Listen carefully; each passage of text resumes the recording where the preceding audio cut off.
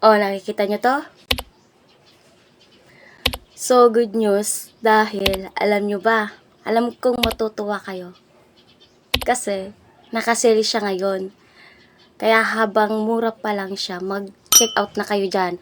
Alam nga naman mag-check out kayo kapag mataas na yung presyo.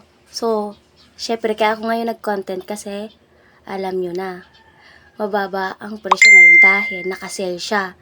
Kaya ano pang hinihintay nyo, mag-check out na kayo, dali! Tsaka yung magpili na lang kayo ng iba't pendant, iba't color. Kasi meron naman dyan iba't ibang color ng pendant. Kaya, dali na guys! Habang mura pa siya, oh. Ah! Oy, hindi yan nakano ha. Double layer talaga necklace to. Kaya habang mura pa, mag-check out na kayo dyan, guys. Bye!